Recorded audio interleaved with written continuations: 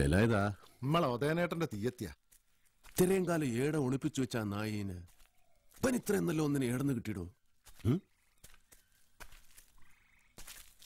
ഏലായതാ നനഞ്ഞ പെണ്ണ്, വാസന സോപ്പിന്റെ മണം. ഇനി ഓളമൊന്ന് പോയി കാണണം. ഉദയനേട്ടൻ ഒതേനൻ തച്ചോളി മാണിക്കോത്ത് ഒതേനൊന്നും അല്ലാലോ. ആയാലും കുഴപ്പമില്ല. ഞാൻ മുരിക്കിങ്ങോത്ത് അഹമ്മദാ. ഇനി പറയുന്നേക്ക്. ഈ നടപ്പ് വെറുതെ ഇല്ല. ഉള്ള പേരുദോഷം കൂട്ടാനായിട്ട് ഈ പെണ്ണുങ്ങൾ ഇങ്ങനെ ഇറങ്ങി നടന്ന എന്താണോ ചെയ്യ?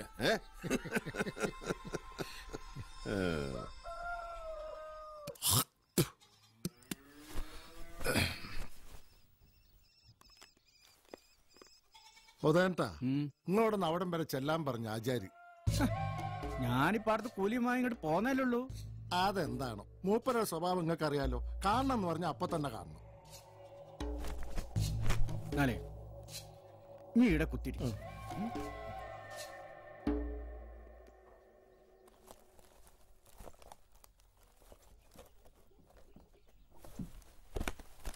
എന്താ രാത്രിക്ക് കൂട്ടാൻ മീൻ കിട്ടീനോ? ഏയ്, ഉണക്കമീനും ചക്കക്കുര. ഇതെങ്ങട്ടപ്പ ഇറങ്ങിപ്പോയേ? ഹാജിയാര് വിളിപ്പിച്ച. ഇന്ന് പുഴക്കടയിൽ നിന്റെ കൂടെ ഉണ്ടായിരുന്ന ആചാര് ഞാൻ നല്ലപ്പോഴാ കാണുന്നത്.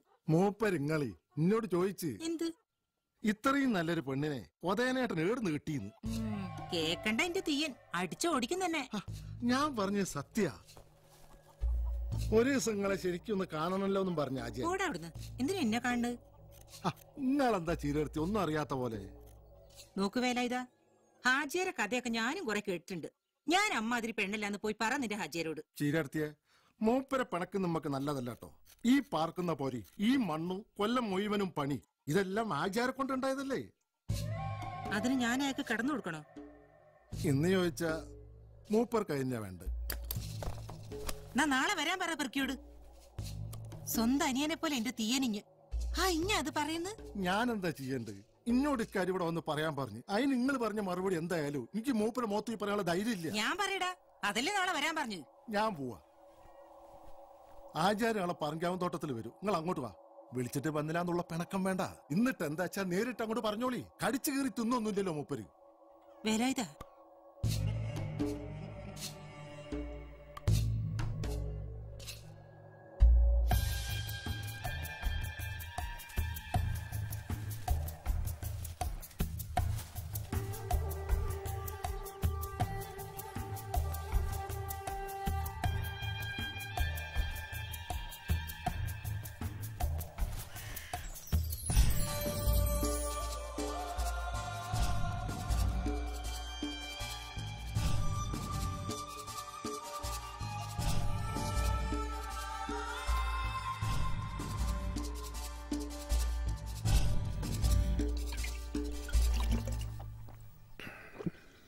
വാ.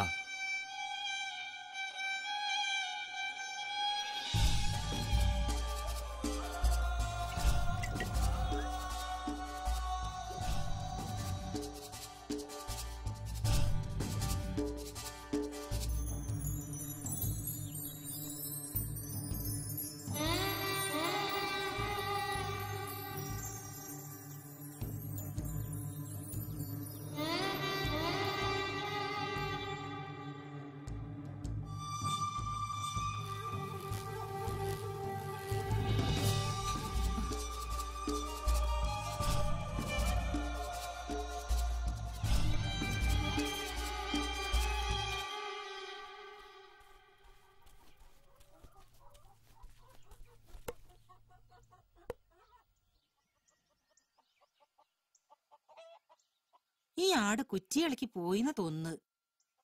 ഞാൻ നോക്കിട്ട് എവിടെയും കാണുന്നില്ലേ?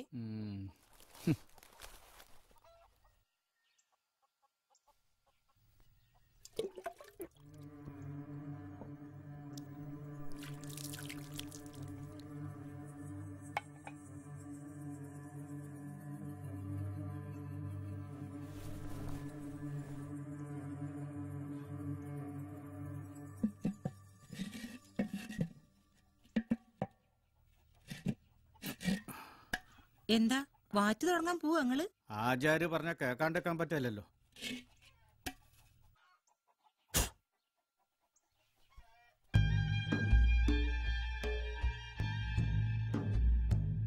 ഉദയനൻ അറിഞ്ഞിരുന്നോ ചീരുവിനെ തനിക്ക് നഷ്ടപ്പെട്ടു തുടങ്ങിയത്? അതോ അയാൾ കണ്ണടച്ചോ?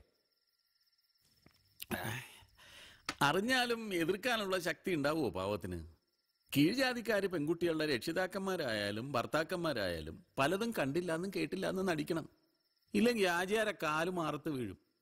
പേര് കേട്ട അഭ്യാസിയല്ലായിനോ? ഉദയനം പക്ഷെ കാണാൻ പാടില്ലാത്ത കണ്ടെന്നോ വാക്കത്തിയെടുത്തെന്നൊക്കെയാണ് കഥ. അന്ന് ഈ പൊക്കന് കഷ്ടിച്ച് 3-4 വയസ്സ് പ്രായം വരും.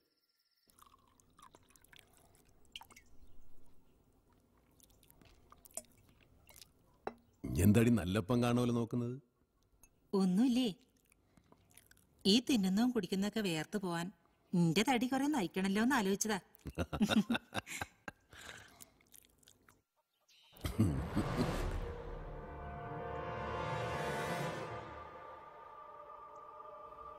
അടുത്തിരിക്കേ.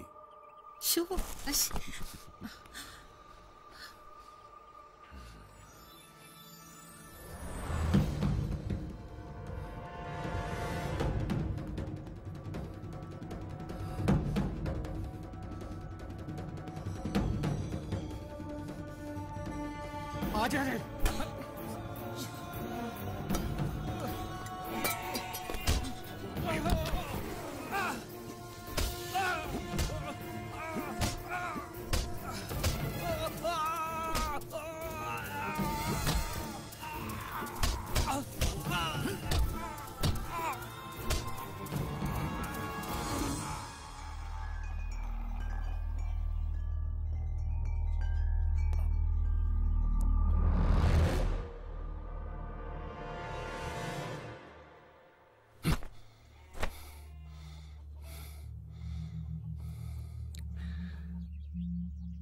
ആ കുപ്പിയും എടുക്കടി.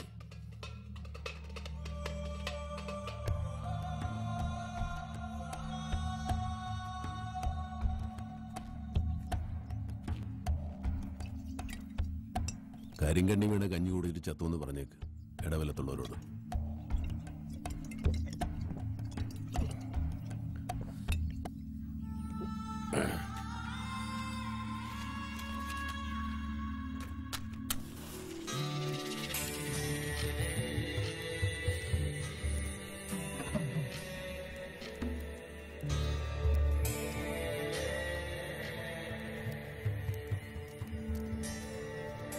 ഉദയനം മരിച്ചതോടെ പിന്നെ ചീരു ആജിയുടെ സ്വന്തമായി.